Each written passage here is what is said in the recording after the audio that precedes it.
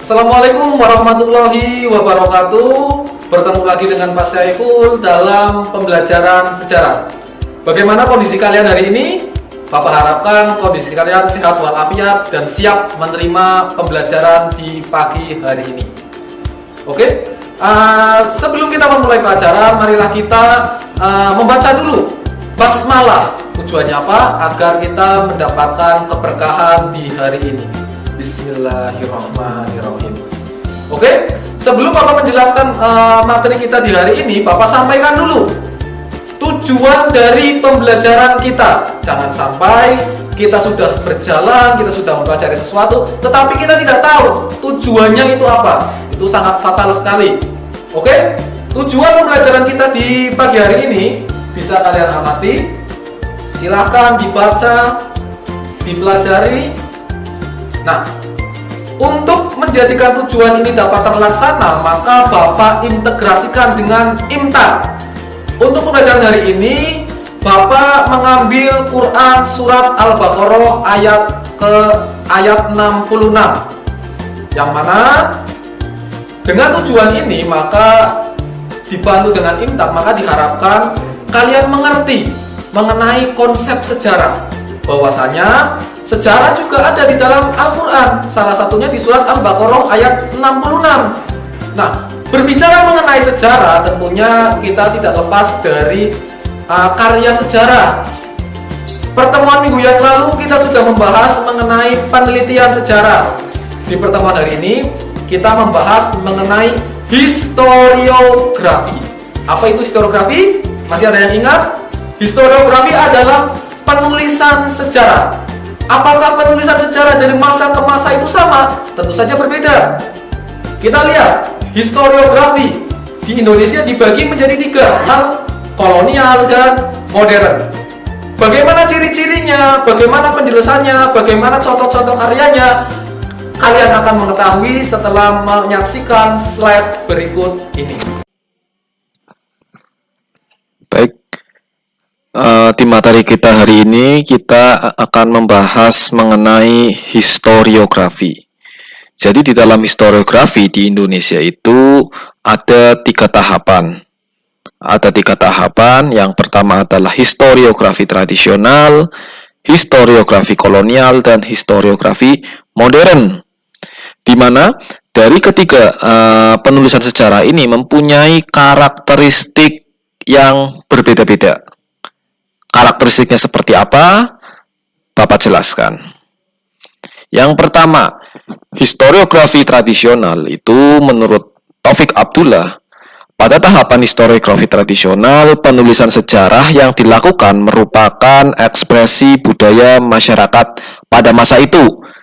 Belum menulis dalam upaya merekam peristiwa masa lalu. Jadi, memang ini adalah sebentuk ekspresi seorang pujangga untuk mengagungkan pemimpinnya. Nah, kenapa ada kata pemimpinnya? Kalian akan tahu setelah Bapak tampilkan slide berikutnya. Nah, di dalam historiografi tradisional itu dibagi lagi menjadi 2. Yang pertama masa Hindu-Buddha dan yang kedua masa Islam. Nah, di dalam historiografi tradisional masa Hindu-Buddha itu mempunyai ciri-ciri. Yang pertama, karya yang dihasilkan berupa terjemahan naskah-naskah dari India. Namanya saja masa Hindu-Buddha. Jadi memang kiblatnya adalah dari India. Contohnya tentang kisah Mahabharata, kisah tentang perang Bharatayuda antara Pandawa dengan Kurawa. Lalu bersifat religio-magis, artinya kepercayaan yang meyakini adanya kekuatan di atas manusia. Jadi di dalam penulisan sejarah dulu Hindu-Buddha itu memang mengagungkan bahwasannya di luar kekuatan manusia ada kekuatannya lebih tinggi, seperti itu. Lalu, isi karya historiografi tradisional pada masa Hindu-Buddha bersifat istana sentris, tidak pernah membahas mengenai cerita rakyat jelata. Yang diceritakan adalah seputar keraton seperti raja. Kita tahu di dalam Hindu Buddha tidak lepas dari kisah-kisah heroisme raja-raja pada zaman tersebut.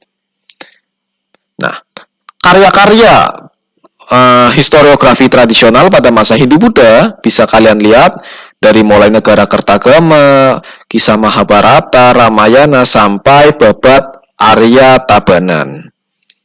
Lalu seberapa besar pengaruh karya-karya ini terhadap penulisan sejarah di Indonesia?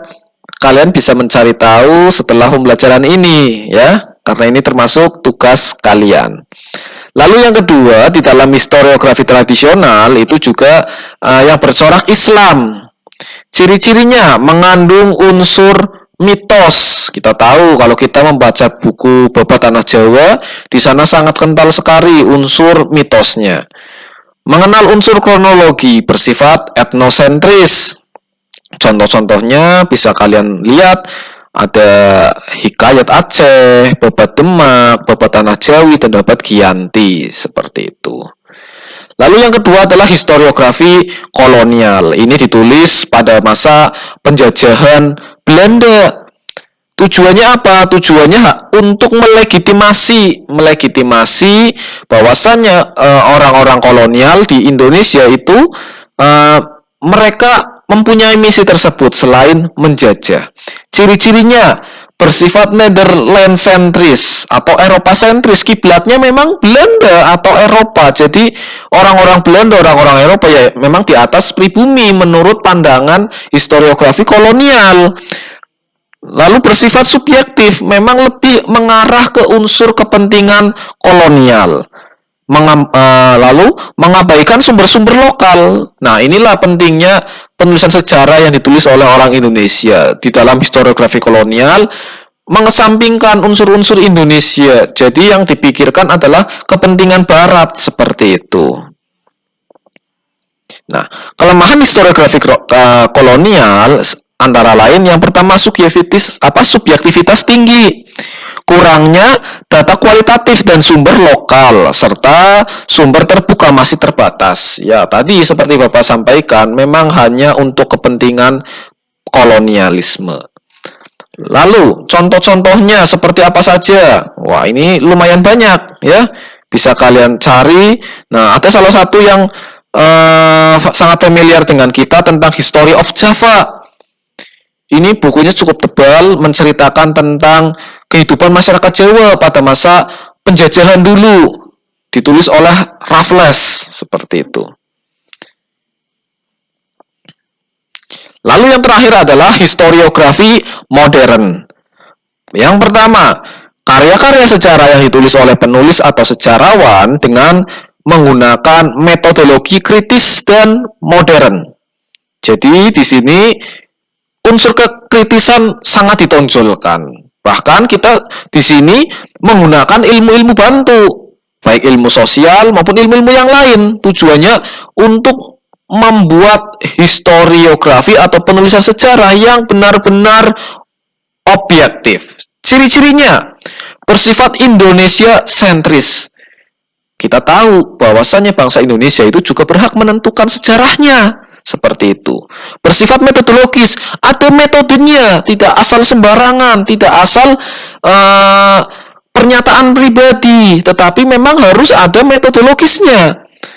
Lalu tadi bersifat kritik, lalu menggunakan sumber kolonial dan lokal, semua sumber digunakan, pelaku luas dan beragam. Seperti itu. Nah, contohnya ini yang terkenal adalah buku tentang pemberontakan petani Banten, karya sejarawan kita Sartono Kartodirjo. Kekuatannya mengubah pandangan religiomeji serta kosmologis dalam historiografi tradisional menjadi pandangan yang bersifat ilmiah. Sudah tidak ada lagi mistis-mistisan, semua harus ilmiah. Mengubah pandangan etnosentrisme atau kedaerahan dalam historiografi tradisional menjadi pandangan nasionalis sentrisme, kebangsaan. Bahwasanya setiap daerah itu diikat oleh sebuah ikatan yang besar, yaitu kebangsaan, nasionalisme. mengubah sudut pandang Eropa sentris menjadi Indonesia sentris. Jadi orang Indonesia juga punya sejarahnya sendiri seperti itu. Nah, kelemahannya kecenderungan terhadap terjadinya anakronisme sejarah. Ini yang cukup menjadi catatan kita. Belum mampu menghadirkan masa lalu secara optimal, ya memang karena sumbernya sudah terlalu jauh sehingga kita dalam rekonstruksi ada beberapa kekurangan. Lalu yang terakhir, muncul subjektivitas dalam penulisan sejarah akibat nasionalisme yang cenderung berlebihan. Ini juga tidak boleh. Sesuatu yang berlebihan memang tidak baik. Contoh-contoh karya historiografi modern. Yang pertama, Islam dalam Masyarakat, karya Taufik Abdullah. Lalu, Perubahan Sosial dalam Masyarakat Agraris, Madura 1850 sampai 1940, karya Kunto Wijoyo. Ini karya-karya orang besar semua ini. Lalu ada buku tentang orang laut, bajak laut, dan raja laut, karya A.B. Lapian. Dan yang terakhir, Nasionalisme dan Revolusi Indonesia, karya Jok M. Kahin. Nah, selain karya-karya di atas, masih banyak contoh karya historiografi modern yang dapat kalian temukan di perpustakaan, baik sekolah maupun digital. Sekarang tugas kalian adalah mengidentifikasi dari salah satu karya tersebut. Ingat, ini adalah tugas untuk kalian. Oke, bagaimana tadi penjelasannya? Sudah tahu semua? Oke, jadi di dalam historiografi itu ada 3, tradisional, kolonial, dan modern. Tradisional itu memang dibuat itu sebagai wujud apresiasi seorang pujangga terhadap pemimpinnya. Siapa pemimpinnya? Yaitu raja. Di dalam historiografi tradisional itu memang sangat kental unsur istana sentris. Jadi yang dibahas memang seputar kerajaan. Rakyat tidak pernah disinggung sama sekali.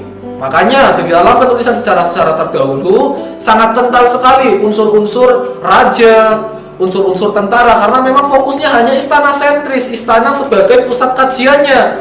Begitu juga saat penjajahan. Semua karya-karya pada saat penjajahan Belanda maupun Inggris itu memang difokuskan untuk melegitimasi keberadaan mereka di Indonesia. Dan setelah Indonesia merdeka, maka berkembang historiografi modern yang mana isinya itu di dalam mengungkapkan fakta-fakta sejarah juga menggunakan ilmu-ilmu bantu yang lain. Salah satunya sosiologi, ekonomi, geografi, politik, dan lain-lain.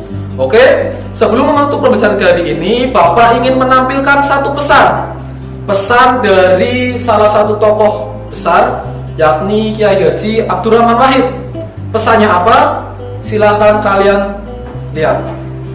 Oke, Bapak harapkan pesan tersebut bisa kalian maknai, karena tidak ada perubahan kalau tidak ada keyakinan. Bapak akhiri, wabillahi taufiq wal hidayah. Wassalamualaikum warahmatullahi wabarakatuh.